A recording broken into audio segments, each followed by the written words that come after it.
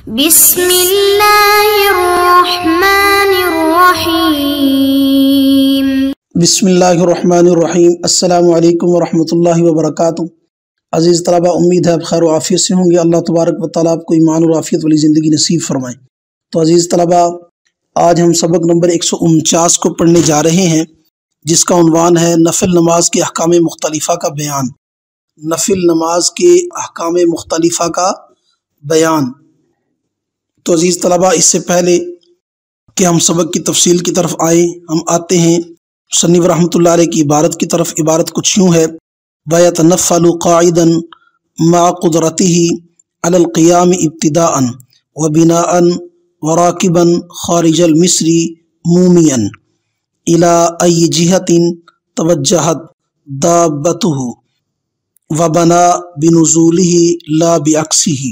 ترجمہ: اور نفل پڑھ سکتا ہے بیٹھ کر باوجود کہ قیام پر قادر ہو، ابتداءً بھی اور بناءً بھی، اور حالت سواری میں شہر سے باہر اشارہ کرتے ہوئے جس طرف بھی متوجہ ہو اس کی سواری، اور بنا کر لے اتر کر، نہ کہ اس کے برعکس۔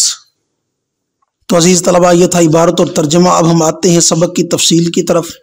آج کے سبق کے اندر ہم پڑھیں گے نمبر 1، بلا عذر بیٹھ کر نوافل کی ادائیگی کا حکم۔ نمبر 1، بلا عذر بیٹھ کر نوافل کی ادائیگی کا حکم۔ نمبر 2، بیٹھ کر بناءً نوافل کی ادائیگی کا حکم۔ نمبر 2، بیٹھ کر بناءً نوافل کی ادائیگی کا حکم۔ نمبر 3، شہر سے باہر سواری پر نوافل کی ادائیگی کا حکم۔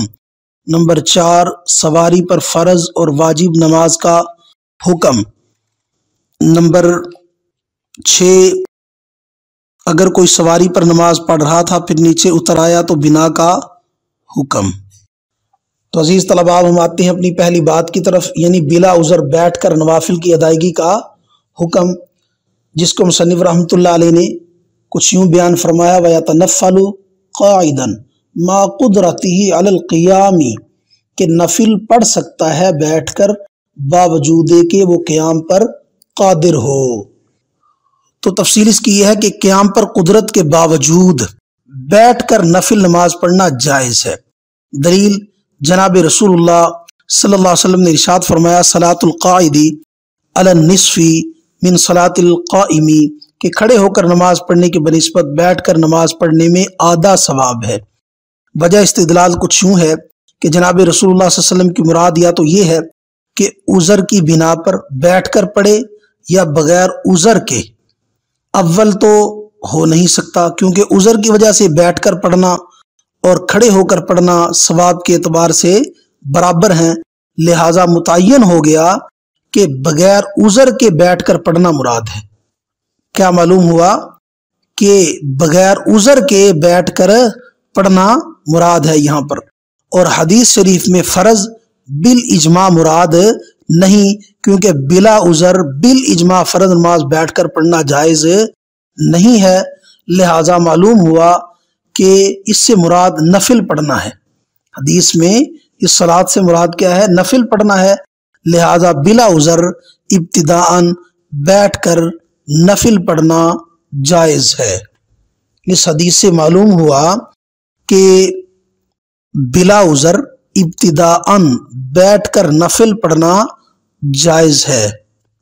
یہ تھا قیام پر قدرت کے باوجود نفل نماز بیٹھ کر پڑھنے کا حکم، یعنی بلا عذر بیٹھ کر نوافل کی ادائیگی کا حکم۔ نمبر 2، بیٹھ کر بناءً نوافل کی ادائیگی کا حکم۔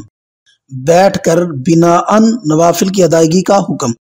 تو تفصیل اس کی یہ ہے کہ قیام پر قدرت کے باوجود بیٹھ کر نفل پڑھنا بناءً بھی جائز ہے، یعنی اگر کسی نے کھڑے ہو کر نفل شروع کیے پھر بلا عذر بیٹھ گیا تو عند ابی حنیفہ یہ بھی جائز ہے، اور صاحبین رحمہ اللہ تعالیٰ کے نزدیک جائز نہیں ہے۔ صاحبین کی دلیل یہ ہے کہ کھڑے ہو کر شروع کرنا یہ نظر کی طرح قیام کو لازم کر دیتا ہے۔ کھڑے ہو کر نفل نماز کا شروع کرنا یہ نظر کی طرح قیام کو کیا کر دیتا ہے؟ لازم कर देता है, यानी जैसे नजर मानकर कोई नफिल पढ़ रहा हो, नजर नमाज जो उसने मन्नत मानी थी, तो वो चूंकि वाजिब है उसके जिम्मे में, तो उसका खड़ा होकर पढ़ना जरूरी है। तो साहिबान फरमाते हैं कि खड़े होकर नवाफिल शुरू करना ये ऐसे ही है जैसे नजर के नवाफिल पढ़ना, मन्नत मानकर जो नवाफिल पढ़ना, जैसे उसमें क़याम लाजिम है तो इसी तरह इनमें भी क़याम अब लाजिम हो गया, लिहाजा अब उसके लिए बैठना जायज़ नहीं रहा। जबकि इमाम अबू हनीफा रहमतुल्लाह अलैह की दलील ये है कि क़याम नवाफिल में रुकन है ही नहीं, क़याम करना वो नवाफिल में रुकन ही नहीं है, लिहाजा क़याम का इब्तिदान तर्क करना भी जायज़ है। लिहाजा क़याम का इब्तिदान तर्क करना जब जायज़ है तो बकान तो बतरीके औला जायज़ होगा। ये थी बैठकर बिना नवाफिल की अदायगी का हुक्म, जिसको मुसन्निफ रहमतुल्लाह अलैह ने यूँ ताबीर फरमाया है, वयतनफ़्फ़लु क़ाइदन मा क़ुदरतिही अलल क़ियामी इब्तिदाअन व बिनाअन, के नवाफिल कुदरत अलल क़ियाम के बावजूद जैसे इब्तिदाअन जायज़ हैं इसी तरह बिनाअन भी जायज़ हैं। नंबर 3, शहर से बाहर सवारी पर नवाफिल की अदायगी का हुक्म। शहर से बाहर सवारी पर नवाफिल की अदायगी का हुक्म, तो तफसील इसकी ये है कि शहर से बाहर सवारी पर नवाफिल पढ़ना जायज़ है, खा मुसाफिर हो या मुकीम हो, और जिस तरफ भी उसका जानवर जिस तरफ को भी मुड़े, जिस तरफ भी मुतवज्जे हो उसी तरफ रुख करके नमाज पढ़ सकता है, यानी किबला उसके लिए शर्त नहीं, और रुकू सजदा के लिए इशारा करेगा। रुकू सजदा करने के लिए चूंकि वो सवारी पर सवार है तो ज़ाहिरा रुकू सजदा नहीं कर सकता, तो रुकू सजदे के लिए वो इशारा करे। दलील हजरत इब्न उमर रज़ी अल्लाह तआला की वो हदीस है, इसको वो नकल करते हैं, क़ाल रअयतु रसूलल्लाह सल्लल्लाहु अलैहि वसल्लम युसल्ली अला हिमारिन व हुवा मुतवज्जिहुन इला खैबरिन यूमी ईमान, कि मैंने जनाब रसूलुल्लाह सल्लल्लाहु अलैहि वसल्लम को देखा कि आप सल्लल्लाहु अलैहि वसल्लम गधे पर इशारे से नमाज पढ़ रहे थे, इस हाल में कि गधा खैबर की तरफ जा रहा था, यानी गधे का मुंह खैबर की तरफ था, तो जनाब रसूलुल्लाह सल्लल्लाहु अलैहि वसल्लम उसी सवारी पर बैठकर क्या पढ़ रहे थे, इस नमाज पढ़ रहे थे, और रुकू सजदे का क्या कर रहे थे, इशारा कर रहे थे। यह थी शहर से बाहर नवाफिल, सवारी पर नवाफिल की अदायगी का हुक्म, जिसको मुसन्निफ रहमतुल्लाह अलैह ने वराकिबन खारिजल मिस्री मुमियन इला अय्यि जिहतिन तवज्जहत दाब्बतुहु के अल्फाज से बयान फरमाया है। नंबर 4, सवारी पर फर्ज और वाजिब नमाज का हुक्म। सवारी पर फर्ज और वाजिब नमाज का हुक्म, तो जब सवारी पर नमाज पढ़ना जायज़ है तो इससे एक इश्काल पैदा हुआ, आया कि सवारी पर नफिल नमाज पढ़ना तो जायज़ है, क्या फ़र्ज नमाज वाजिब नमाज भी सवारी पर पढ़ सकता है? तो तफसील इसकी ये है कि फ़राइज़ और वाजिबात जैसे वितर, नज़र और मन्नत की नमाज, नमाज जनाजा, सजदा तिलावत वगैरह, ये सवारी पर पढ़ना जायज़ नहीं है।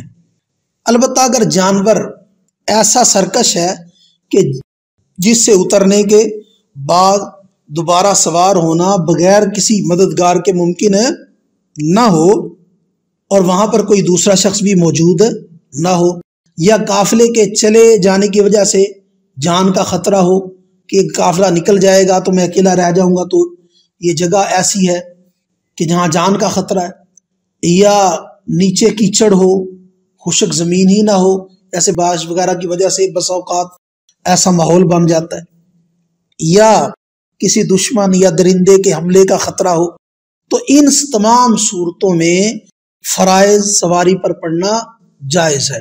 हासिल ये हुआ कि फ़र्ज़ और वाजिब नमाज बगैर उज़र के सवारी पर पढ़ना जायज़ नहीं है।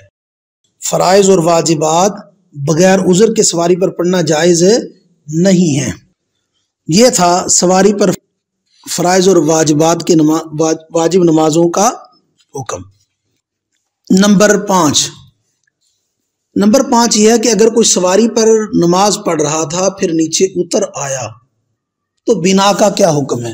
تو تفصیل اس کی یہ ہے کہ اگر کوئی سواری پر نماز پڑھ رہا تھا پھر نیچے اتر آیا تو نیچے اتر کر اسی نماز پر بنا کرے، اسی بنا پر نماز کر کے اپنی نماز کو کیا کرے؟ مکمل کرے، کیونکہ حالت سواری میں جو تحریمہ کی اس نے نیت جو تحریمہ کہی تھی وہ تحریمہ جس طرح اشارے سے نماز پڑھنے کو شامل ہے اسی طرح رکوع سجدہ کر کے نماز پڑھنے کو بھی شامل ہے، لہذا وہ نیچے اتر کر رکوع سجدہ کر کے نماز اسی تحریمہ کے ساتھ پڑھ سکتا ہے، البتہ اس کے لیے اشارے سے پڑھنے کی رخصت ہے، اس کے لیے اشارے سے پڑھنے کی رخصت ہے، اور رکوع اور سجدے سے پڑھنا یہ عزیمت ہے، رکوع اور سجدے سے پڑھنا یہ عزیمت ہے، بہتر تو یہ ہے کہ وہ عزیمت پر عمل کرے کہ اس میں ثواب دگنا ہے۔